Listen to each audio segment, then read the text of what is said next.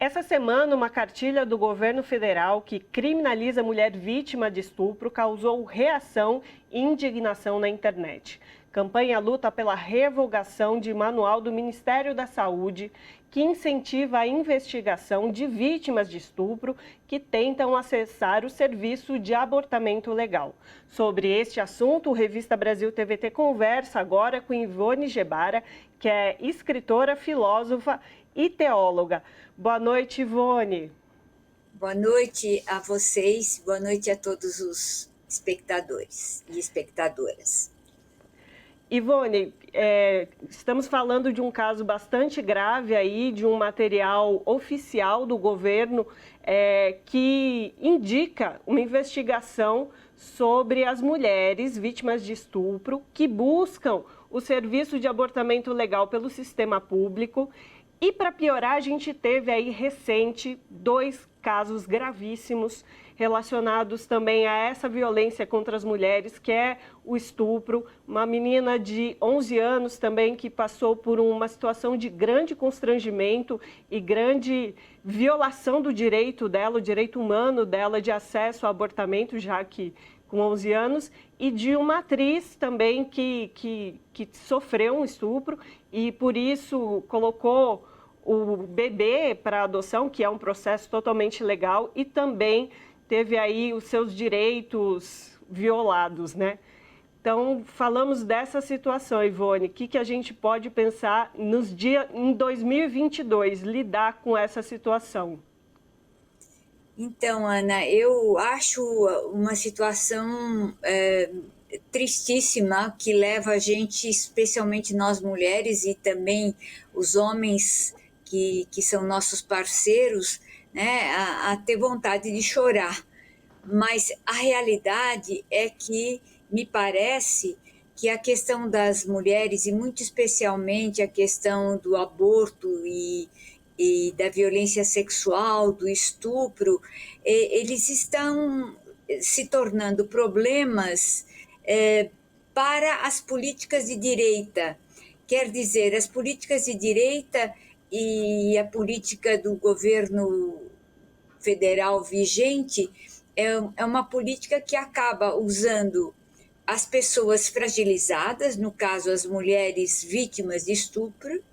Não se fala dos estupradores, apenas se culpabilizam as mulheres que já têm o sofrimento de terem sido violentamente tratadas, estupradas.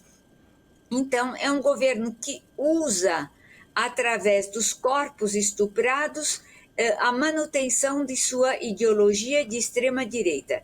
E não é por menos que também, nessa mesma semana, a Suprema Corte dos Estados Unidos também derrubou a lei que determinava a interrupção da gravidez nos Estados Unidos. Então, é interessante que é uma política internacional e, infelizmente, aqui ninguém reflete, só se repete. Ivone, e o que chama a Sim, atenção é que esse tipo de política criminaliza a mulher, colocando ela como responsável no caso de violência, como um estupro, no caso de violência não só sexual, mas moral, intelectual, que é mais perverso ainda, aniquila praticamente o poder de resistência da mulher.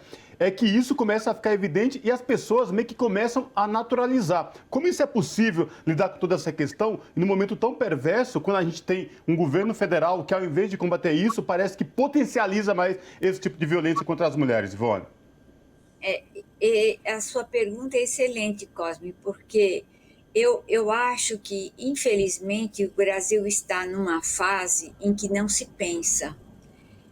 As pessoas polarizam situações, mas não pensam, não refletem.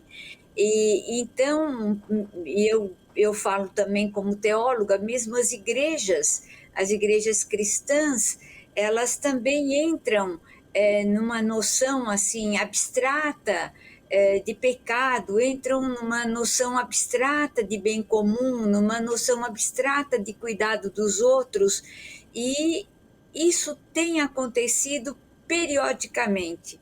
Então, é interessante que os estupradores não são denunciados. Mais uma vez, né? Se fala, olha, tem mais de não sei quantas mil mulheres estupradas. Sim, e qual a responsabilidade do estuprador? Qual a educação que se dá ao estuprador? Pelo que eu vejo, a educação política, da política vigente no país, dá ao estuprador muitos direitos. Veja-se, por exemplo, eu estou falando, usando esse termo estuprador para o presidente da Caixa Econômica. Tudo que ele fez também é uma forma de estupro, que ele usa o seu poder político para isso. Então, eu só vejo como saída a reação da sociedade civil, a reação de grupos de homens que têm se manifestado, mas tem que ser muito mais, porque essa identidade masculina perversa não é a identidade, eu diria, da maioria dos homens que lutam pela justiça. Então, se dá uma ideia de masculinidade tóxica e se dá uma ideia de que todos os machos são iguais. Não são iguais. E todas as fêmeas são frágeis, burras, né? E podem ser manipuladas. Então, há um movimento social que eu diria assim que é nacional, mas que é mundial, de nós todas e todos cidadãs e cidadãos, e esse movimento tem que crescer de reagir contra a burrice que se expande nesse país.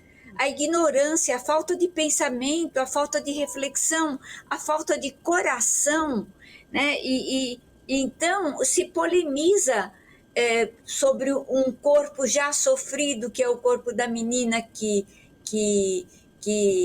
pediu para abortar, cuja mãe a levou para abortar. Se polemiza em relação ao corpo da atriz Clara Castanho. É outra polêmica ridícula, porque aparece o quê? Há uma mulher que deveria amar ser mãe, que deveria amar a maternidade, e, no entanto, ela deu o filho para doação. É interessante também como a questão de classe entra aí também, porque quantas e quantas mulheres pobres foram obrigadas, pela situação de pobreza, a entregar seus filhos à adoção. E com elas não se usa os mesmos termos. Então, para a gente ver como uma sociedade é um crime social que nós estamos cometendo, e é um crime de cumplicidade social se nós nos calarmos. Ivone, o que você está falando me leva a pensar muito sobre a cultura do estupro, né? Que para além do ato em si, da violação carnal, digamos assim, ela é uma cultura. Queria que você pudesse esclarecer os nossos ouvintes, nossos telespectadores, desse conceito que muitas vezes não é comum, mas eu acho que precisa ficar cada vez mais comum para a gente entender esse processo, como o Cosmo bem colocou, que ronda ali o processo da moralidade, da ética. Mas queria que você falasse sobre isso. Então, Ana, eu acho que quando a gente usa essa expressão cultura do estupro, todo mundo reage negativamente. Imagina se nós temos uma cultura do estupro. Mas acontece que, quando a gente fala de cultura, a gente tem que entender que é um processo que vem de longe, é um processo que é destilado de diferentes formas. Por exemplo, como é que a gente destila a cultura do estupro? Através do revólver também, né? O revólver simbolizando o sexo masculino, ele aponta para você. Então, o menino, desde pequeno, ele tem que ser macho. E o que é ser macho? Ser macho é dar soco. Ser macho é pisar no outro. Ser macho é tirar, por exemplo, da menina um sorvete. Eu fui macho, eu queria o sorvete, tirei dela o sorvete. Então, a cultura do estupro não é apenas o ato sexual violento, mas é um tipo de socialização que se faz para os meninos, para os jovens, para os homens, que lhes permite chamar uma mulher de puta, que lhes permite agredir uma mulher, que lhes permite agredir até a própria mãe, a própria avó. Por quê? Porque eu sou... Ele não precisa dizer eu sou macho, ele já atua como macho. Então, e macho, eles acham que é uma coisa linda. É como se fosse uma identidade de superioridade. E, ao contrário, essa identidade que leva à cultura do estupro é uma identidade de fragilidade, é uma identidade que desumaniza os meninos, que desumaniza os homens. E isso é tomado como valor positivo. Ora, o valor positivo é o valor que constrói boas relações. E essas constroem péssimas relações. Ivone, você tocou nesse assunto dessa cultura da masculinidade tóxica dos machos, porque desde criança, quando nascem e são educados para... A menina, ela tem que lavar roupa, a menina, ela tem que lavar louça, a mulher tem que limpar a casa e o homem não. O homem não pode fazer nenhuma atividade doméstica porque vai tirar a masculinidade, dessa forma como a sociedade imputa isso. E você tocou nesse ponto que é fundamental para os próximos tempos aí, para as famílias reavaliarem esse tipo de educação. Que tipo de homens e meninos eles vão estar criando para a sociedade. Mas eu queria tocar em outro ponto com vocês, se pudesse falar com a gente de forma muito tranquila, que é essa questão da violência dupla contra a mulher, no caso de vítima de estupro, quando procura a justiça. A justiça, ao invés de segurar, de proteger, de acolher, ela faz um papel inverso. Como no caso da criança de 11 anos estuprada, que a mãe leva para a justiça e a magistrada fala para ela, você não pode esperar mais um pouco? E aí a promotora segue nessa linha, mas olha, você é um bebezinho.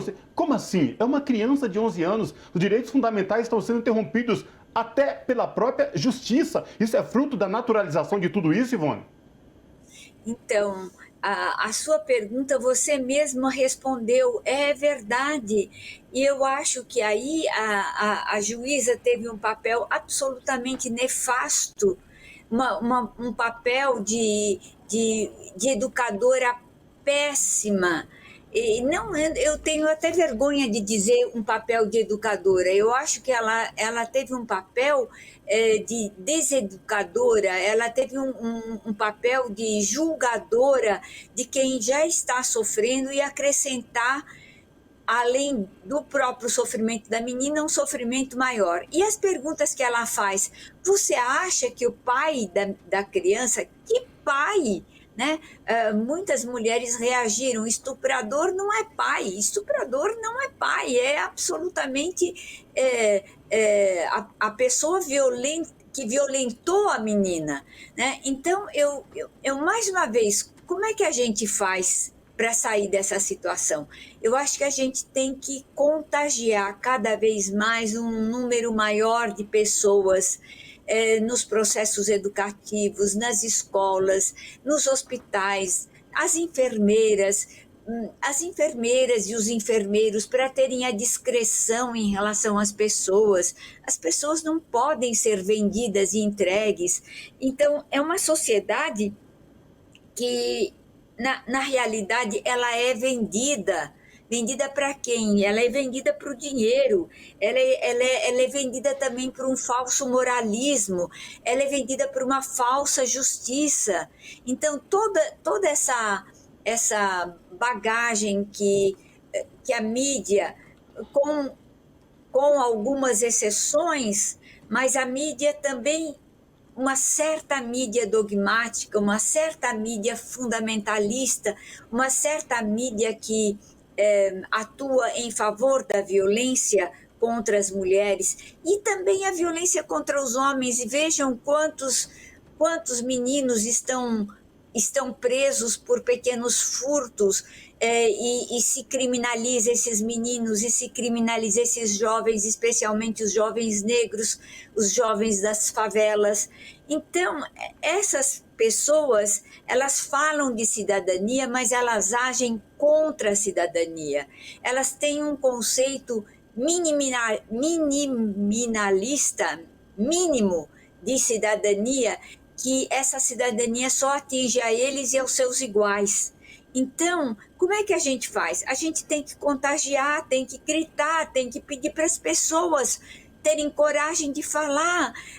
Achei lindo esse estuprador da Caixa Econômica, como teve tantas mulheres agora que estão sendo corajosas e sendo capazes de denunciar e sem medo de perderem os empregos, né? Então, nós precisamos disso, sair às ruas, falar alto, né? Senão não muda, e não muda nada. E gritar nas escolas, gritar nos hospitais, gritar na televisão, nos rádios, enfim, usar os meios disponíveis para que a gente faça uma mudança de comportamento real. E a mudança de comportamento não é só por palavras, a gente tem que mostrar através da obediência aos corpos doloridos, aos corpos sofridos, a obediência ao bem comum, que é possível ter outros comportamentos. Acho que é um pouco por aí. Ótimo, Ivone, exatamente. O debate precisa seguir, para além do debate, a gente precisa agir também contra esses absurdos, né? Exatamente. Falamos com Ivone Gebara, que é escritora, filósofa e teóloga. Ivone, muito obrigada pela sua participação. Eu que agradeço, um abraço para vocês. Abraço.